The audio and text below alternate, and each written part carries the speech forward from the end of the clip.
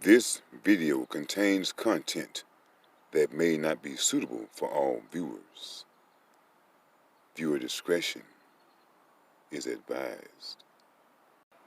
When little Malia Davis was reported missing, and later they found her body in a trash bag in Arkansas, a lot of people were saying that, hey man, this is some type of blood sacrifice. And for me, coming out of the era that I came out of, I just find it hard to believe that a parent would sacrifice their own child. I mean, I'm used to parents having to worry about predators, strangers. I'm not used to kids having to worry about their own parents. But since the Malia Davis incident, I have been noticing that this is starting to be the norm.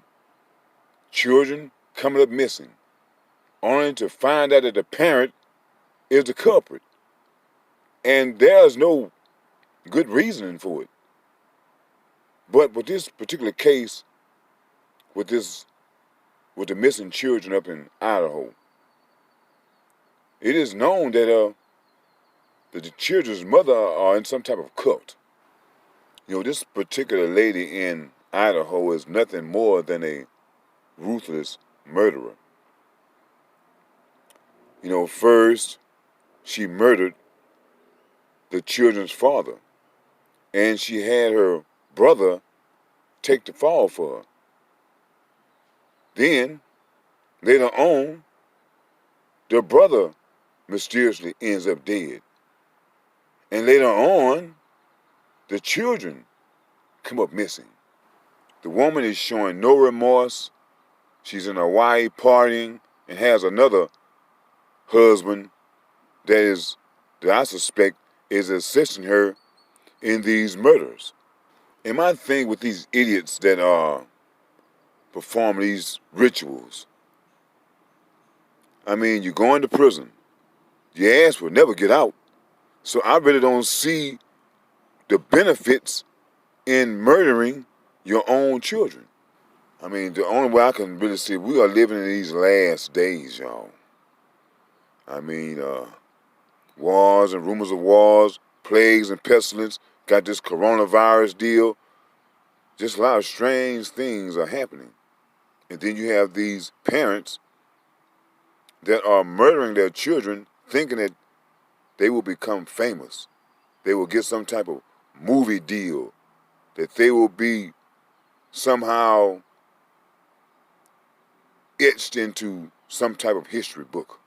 I mean, and with this particular lady, you know, her ex-husband tried to get a restraining order against this woman because he was saying that she was trying to kill him.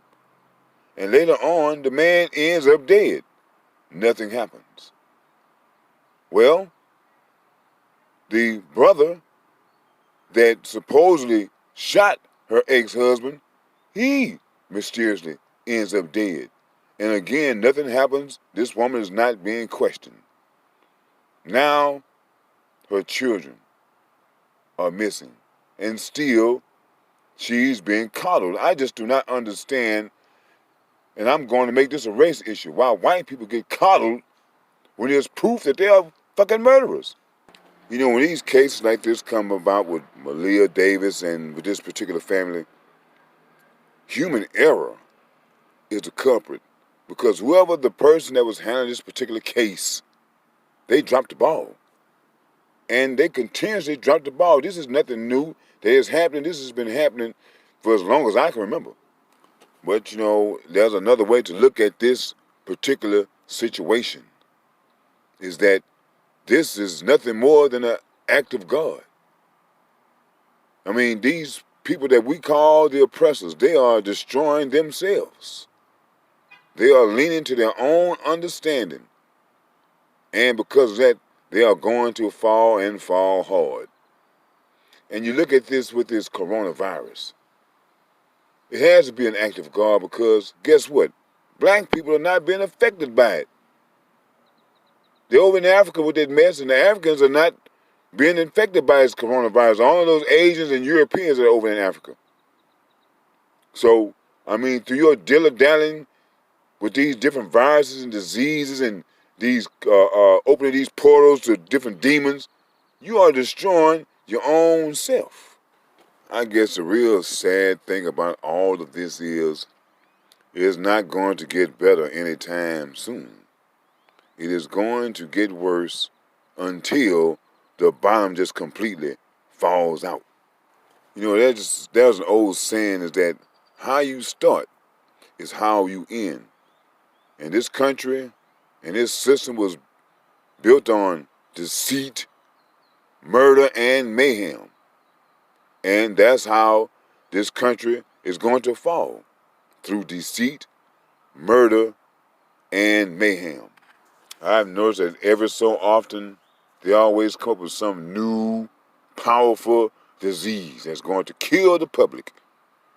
When I was a small child, they had the St. Louis encephalitis, this sleeping disease, whereas if you get bit by a mosquito, you would just fall asleep until you just pass on.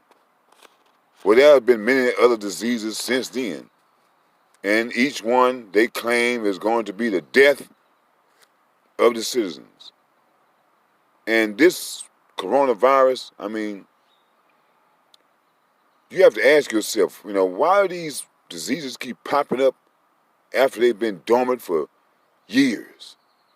I mean, anybody with common sense can tell that you have scientists that are out here trying to develop some super bug that can kill off, can control the population through fear. Because everybody's scared, buying Lysol, gloves, masks. You're scared to touch somebody. You're scared to go to restaurants and eat. You're scared to go out in public because no one wants to, catch the coronavirus. A week or two ago, Donald Trump made this statement and said that the treatment for this coronavirus will not be affordable. So, if it's not affordable, who's going to be able to afford it? Yes, this, my brothers and sisters, this is an act of God, because we the black people, the one who've always been the guinea pig, we are not suffering from this disease, only them. So we don't have to worry about the high cost of buying some antidote or some medicine for this particular new super bug. One thing is for certain is that anyone that will sacrifice their child is mentally ill. You know, if a person is thinking to themselves after they've had children, that, man, if I can get rid of these kids, I can go back to my life and everything will be okay. It will not be okay. That will be the beginning of the end of your life when you harm your children. As I say, first of all, you're going to prison. That's the first thing. Next, no one will trust you again. No one will ever want to be around you because of the monstrous things that you do. And whoever is over this case, they are really jiving around. Because this is evident, this woman here is nothing more than a clout-chasing murderer. And she's thinking that through these blood sacrifices, that somehow she will become immortal. I wish there was some type of test that they can give children to see what type of personality this child will have when they become adults. Will they become murderers or not? I mean, because everyone that was a murderer was once a child. And there's another thing, man, I feel as if that the government is in with this because these people are satanic as well. But one thing these people don't realize that get off into these satanic rituals is that you will not be able to control these demons long. The demons got a plan. You got a little weak plan. That's fame and fortune. But the demons have a bigger plan. And after a while, you won't be able to control these demons, and then they will turn on you. And how can a person expect anything good to come out of one of these demonic rituals when the demons aren't good but evil, the total opposite. That's why these people's lives always end tragically. You know, these demons, they will use a person's body, but what they really want is your soul. You see, these people don't realize is that when they make these deals with the devil, it is for all eternity, even after death. You will continuously be a slave. I know with this case in Houston with Malia Davis, they first brought it out, had everybody hyped up, upset about it. Now, you hear nothing else about the case. I mean, you have to really hang around downtown by the courthouse to find out anything about the case. So for some reason, they don't want people to talk about it. The same thing is going to happen with this case with these missing Idaho children. It's going to fade away. And in the end, nothing really happens. There is no real punishment to these parents for doing this. They might do 5 or 10 years in jail and get right back out to commit these same damn crimes. Here's another thing I've noticed is that people that like to live a life of sin, they have become real vocal. I mean, they're letting their stance be known on where they want to stand. But in the religious community, you know, it's quiet. You hear nothing, there's no pushback from Christians or whoever about what is happening today with homosexuality, child molestation, murders, racism. They're all quiet. The fact of the matter is that we have to stop expecting these politicians and the pastors, whoever, to say things that really are pissing us off. So why we want somebody to say something when we should be saying these things? We should take to the streets and say, hey man, we're tired of this. This cannot continue. You cannot continue to protect people that are evil. You know, right now the military and the police are all on these people's side. But what's going to be the breaking point in all of this is when the government tries to instruct the soldiers, military, police, all of these policing agencies to do one thing that they will not do, and that is kill their own family members. That's what they're going to try to do next, try to convince them that it's the best thing to do, but these people will have a sincere dose of reality and know that they are being manipulated.